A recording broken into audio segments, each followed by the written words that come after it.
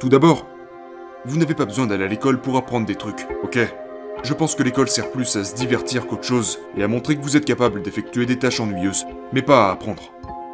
Je pense que ça demande d'être extrêmement tenace, et ensuite juste travailler comme un malade. Si quelqu'un travaille 50 heures par semaine, et que vous travaillez 100 heures, vous abattrez 2 fois plus de travail par an que cette auto-entreprise.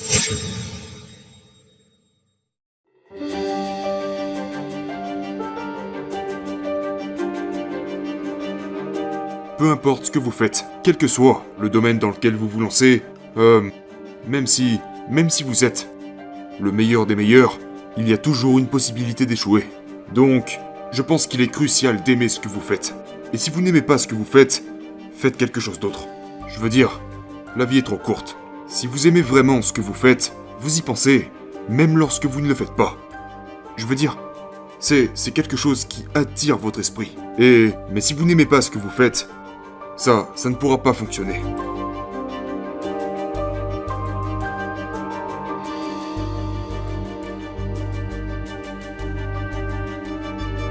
Tellement de gens ont essayé de me dissuader de créer ma propre entreprise.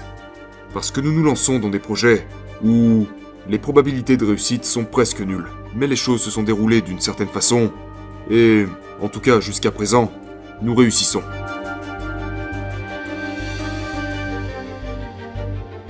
Maintenant, le moment est venu de prendre des risques. Vous n'avez pas d'enfants. En vieillissant, vos obligations grandiront. Donc, mais une fois que vous avez une famille, vous commencez à prendre des risques non seulement pour vous-même, mais également pour votre famille. Donc il devient beaucoup plus difficile de faire des choses qui pourraient ne pas fonctionner. Donc c'est le moment de le faire.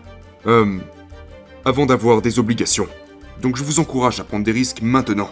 Faites quelque chose d'audacieux. Vous ne le regretterez pas.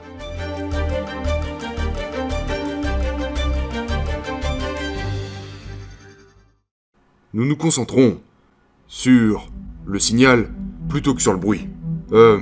Beaucoup d'entreprises sont confuses. Elles dépensent de l'argent sur des choses qui n'améliorent pas réellement leurs produits. Par exemple, chez Tesla, nous n'avons jamais dépensé d'argent en publicité. Nous mettons tout l'argent dans la recherche, le développement, la fabrication, le design, pour tenter de rendre nos voitures aussi bonnes que possible. Et je pense que c'est la voie à suivre.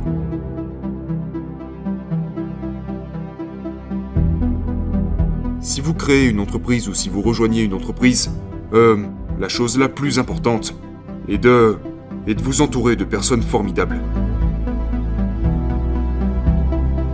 Donc soit vous rejoignez une formidable entreprise avec des gens que vous respectez vraiment, soit si vous montez une entreprise, vous devez recruter des gens formidables. Je veux dire, une entreprise, c'est un groupe de personnes qui se sont réunies pour créer un produit ou un service.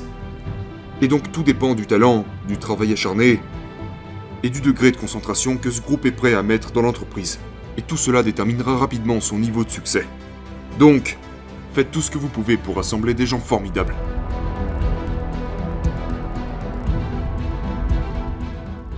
Vous devez vous assurer que toutes les mesures que vous prenez conduisent vers un excellent produit ou service.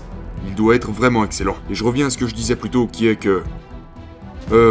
si vous êtes une nouvelle entreprise, je veux dire, à moins que vous soyez dans une nouvelle industrie ou un nouveau marché qui serait inexploité, alors, vous avez plus de capacité à...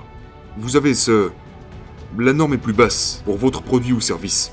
Mais si vous entrez dans quoi que ce soit, et qu'il existe déjà un marché, que vous vous retrouvez contre de grands concurrents déjà bien ancrés, eh bien, votre produit ou votre service doit être bien meilleur que le leur. Il ne doit pas être un peu meilleur.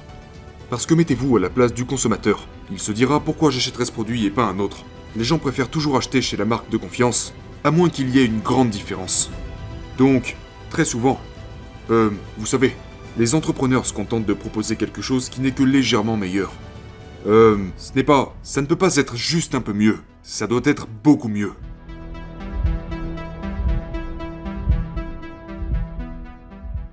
Ça dépend de vous. Mais si vous démarrez une entreprise, vous devez travailler très très dur.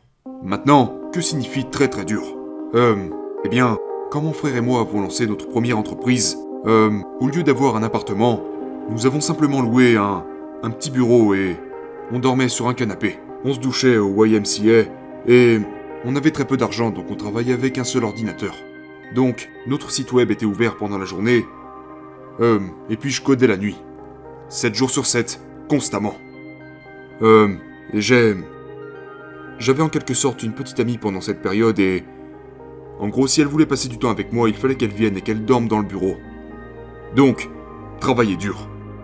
Je veux dire, travaillez chaque heure durant lesquelles vous êtes éveillé. C'est le conseil que je vous donnerais. Particulièrement si vous démarrez une entreprise. Et si vous faites un simple calcul de maths, je veux dire, si quelqu'un travaille 50 heures par semaine, et que vous travaillez 100 heures, vous abattrez 2 fois plus de travail par an que cette autre entreprise.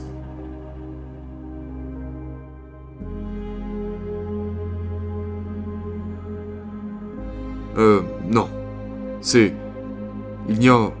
Il n'est pas nécessaire d'avoir un diplôme. Genre, pas du tout. Même aller au lycée n'est pas une nécessité. Je veux dire, si quelqu'un a été diplômé dans une grande université, ça peut être un indicateur qu'il sera capable de faire de grandes choses. Mais ce n'est pas forcément le cas. Vous savez, si vous regardez certaines personnes comme Bill Gates, Larry Ellison, Steve Jobs, ces gars n'ont pas été diplômés à l'université. Mais si vous aviez eu la chance de les engager, bien sûr que ça aurait été une bonne idée. Donc, ici ce qui nous intéresse, ce sont des personnes qui ont des capacités exceptionnelles. Et s'il y a un historique de ces accomplissements exceptionnels, il y a de grandes chances pour que l'on continue avec cette personne à l'avenir.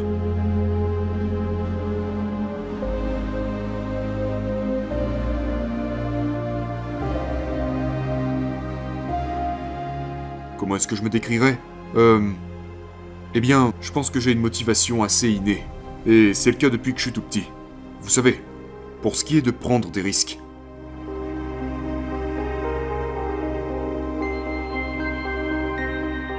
Je m'intéresse beaucoup à la vérité derrière les choses.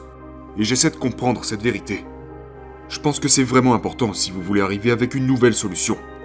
Dans ce cas-là, la vérité est vraiment, vraiment importante.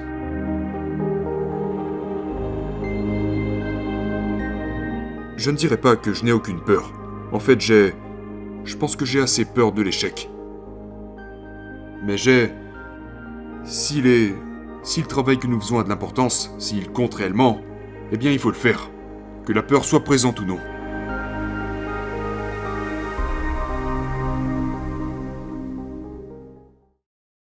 Tout d'abord, vous n'avez pas besoin d'aller à l'école pour apprendre des trucs, ok ? Aujourd'hui, l'information est disponible gratuitement.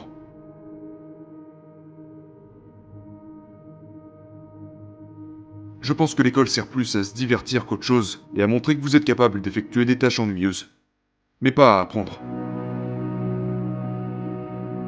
Je pense que l'échec est une mauvaise chose. Je ne pense pas que c'est bien. Mais, si quelque chose est suffisamment important, alors il faut le faire, même si le risque d'échec est élevé.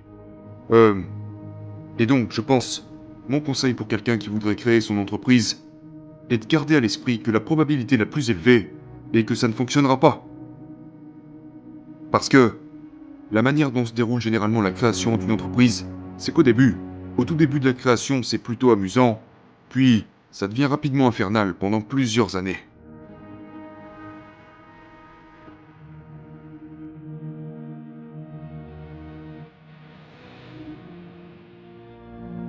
Ne vous contentez pas de suivre la tendance.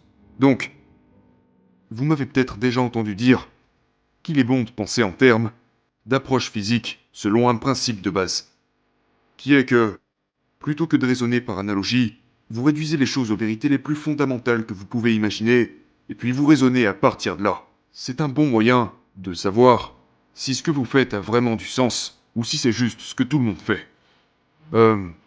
Mais c'est difficile de penser de cette façon. Vous ne pouvez pas penser de cette façon tout le temps, car ça demande beaucoup d'efforts. Mais essayez de faire quelque chose de nouveau est la meilleure façon de penser.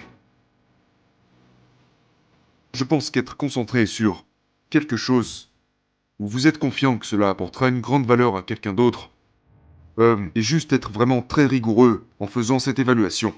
Parce que les gens ont tendance à... La tendance naturelle des êtres humains, c'est d'espérer.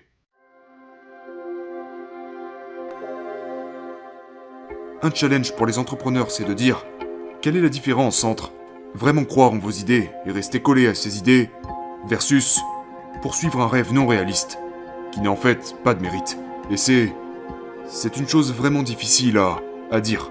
Est-ce que vous arrivez à donner la différence entre ces deux choses? Donc vous devez être en quelque sorte très très rigoureux dans votre analyse personnelle. Je pense que ça demande d'être extrêmement tenace et ensuite juste travailler comme un malade. Je veux dire, vous devez juste travailler, vous savez, 80 heures, entre 80 et 100 heures par semaine, chaque semaine. Je veux dire, si les autres personnes font des semaines de 40 heures et que vous faites des semaines de 100 heures, ensuite, même si vous faites la même chose, eh bien, vous savez, en une année, vous allez accomplir ce qu'ils ont accompli. Je veux dire, vous allez accomplir en 4 mois ce que les autres pourront accomplir en une année.